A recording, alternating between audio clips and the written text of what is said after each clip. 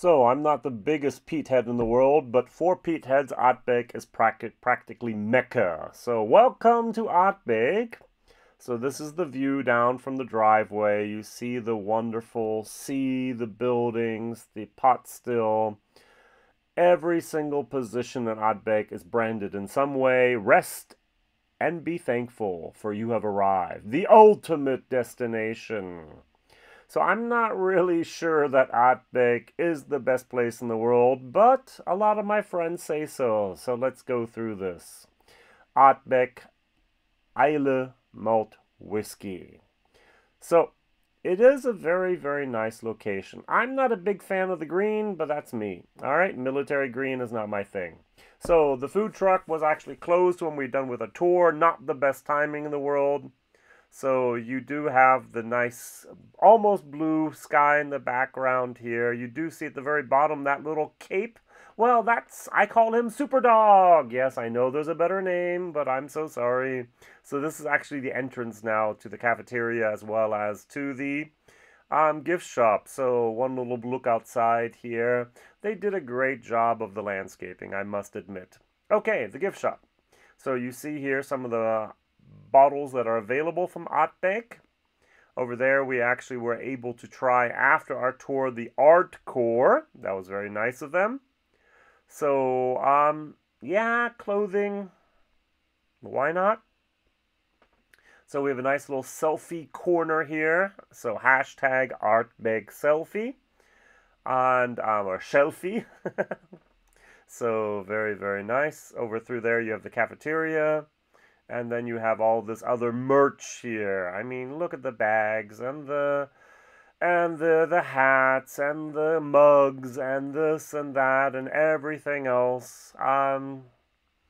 They did a good job of marketing and putting things on there. So we have some books as well. I keep on asking myself, where is the Malt Yearbook 2021? Oh well.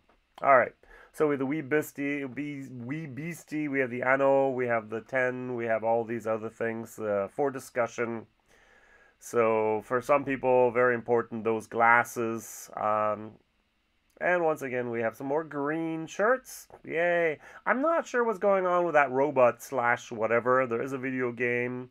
I did not ask. I'm so sorry. I'm sure the freaks know more.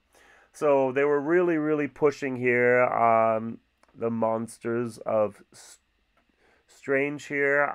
That was something that was just released a few months ago. So many, many people wanted those little packages there. This is actually behind the cashier slash bar. So what were they pushing this time? It was Odd Core. So you actually see a little bit of the leather bracelets around those bottles.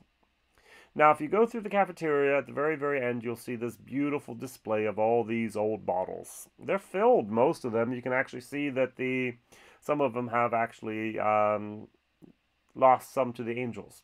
All right, so Aardbeek does a totally normal tour, just like everyone else. So first of all, we go to the mash house. We have here, they even painted, just like Bruichladdich painted blue, they painted it here green. They're a Bobby Mill, so I was a little taken aback. The mill was running while we were there, so I could not film. Filming was actually not approved.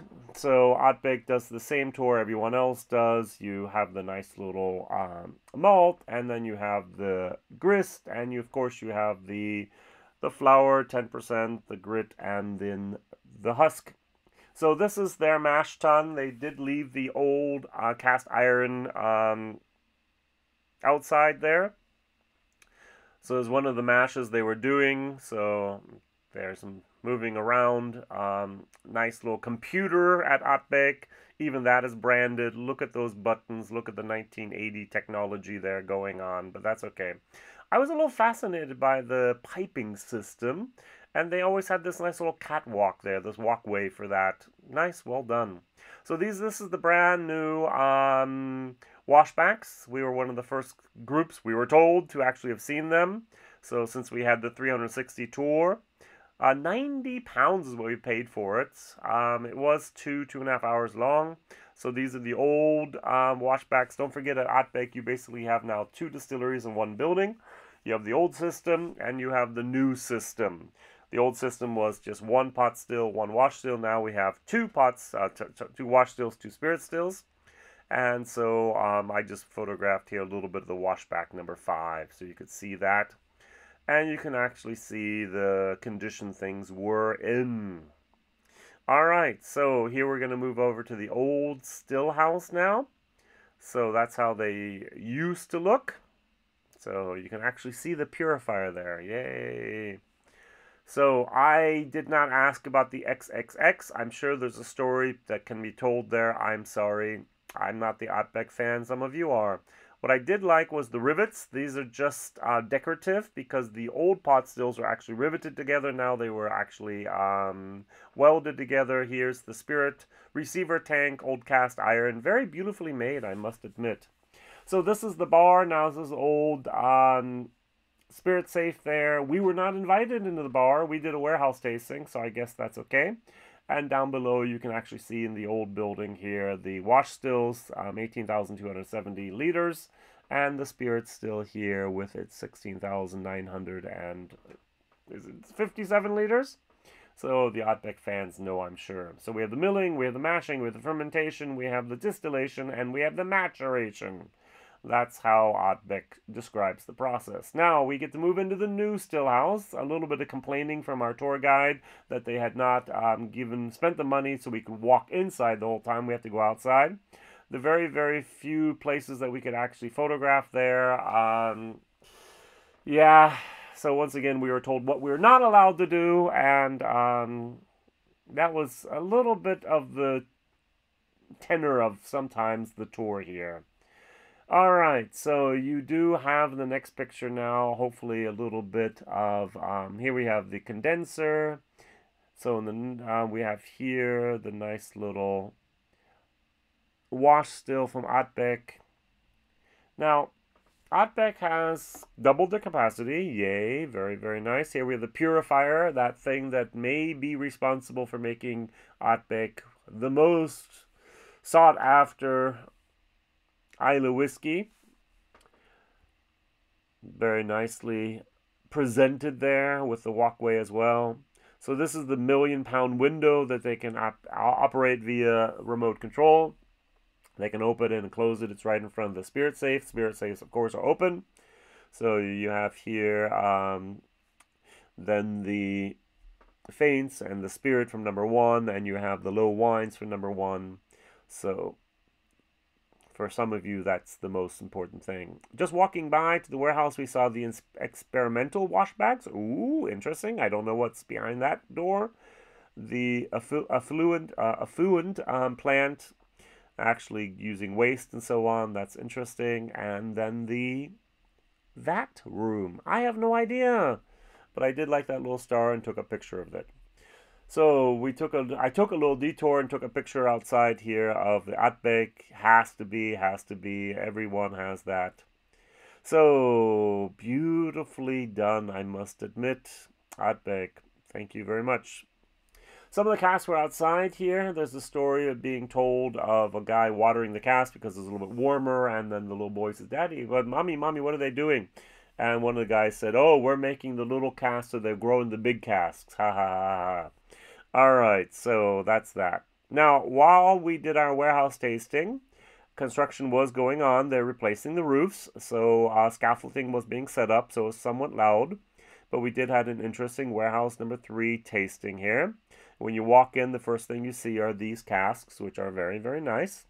So these were from 2021. If there's a wooden stenciled head, it means it's a first fill cask. So this is basically our lineup. If you have the gray casks, we actually then know that it's second fill. And this is our lineup. So we had the 19-year-old Ottbeck, which I've actually tried myself here. We had the Ortbeck. We had the 25, which was, I don't know if it's part of the standard tour, but we had a guy here. He actually got married. He was from Switzerland, and he got married there on our tour. And so they pulled that out, and then we had the Supernova. We also had 2 casks samples at cask strength. Now, my problem was I was the driver. So I'm paying 90 euros to be part of this. And I was therefore told, sorry, we can't give you these drams. Once they actually had a warehouse tasting, 360 like we were doing, someone had the driver's drams, they put it on an auction site once, and they sold for 3 times the price of the ticket. So now they do not give the drivers the driver dram. I was compensated with more drams than other people had. I didn't have the 25, I didn't have the casks, straight from the cask and so on. I don't know about that. That's one way of doing it, but I was not very, very delighted to find out that I was not going to be able to try what everyone else had there. All right, good. So that's their way of dealing with things. Why not? So, we did have the 25-year-old. We did have those casks. My people around me really enjoyed the casks that they were able to try, one bourbon and one Matsunilla. So I'm not really sure if this is a gray cask because it has paint. I think so, which means second fill. Here you can see Matsunilla. We have a lot of casks there, so one day there's going to be something with Matsunilla, probably. Or they'll actually just blend them into something else, who knows. Now I'm going to spend a little bit of time with that next picture here, because you can see that they have the black casks. So when the distillery reopened, they filled first fill casks. And then basically after 10, 12, 15 years, they refilled them and made them gray. And they umbered them, and now we have the black casks. So these are actually from 2005, which was fairly quick. So they have not themselves yet dumped those black casks. So they can always use the casks, first fill, second fill, third fill, and then they get rid of them. That's Ardbeg. Now, the blue casks are very special. Why are they special? Because when the distillery reopened the year 2000, all those casks they actually did with that blue, they painted the cask heads blue, so they know there will be a special release soon. 2000, 2022, 21 plus years of age. Oh, Ardbeg has some old stuff that they're going to release soon, and it's probably going to be for a somewhat higher price. Oh, well. All right, very good. So these are some of the newer casks. 20,373. So that's the amount of casks they have actually filled, I think. Going back to 2010, this is Pedro Jimenez, PX. So that was cask number 16,033. I must admit, Ardbeg is a very beautiful place. They are doing a great job, and they are doing they are perceived as the Mecca of the Islay world. So why not? Even the courtyard they have branded with the food truck and so on. My question of the day is, what is your favorite Ardbeg? Leaving you with these thoughts, these impressions, and thank you very much for watching. Whiskey Jason here. Bye-bye.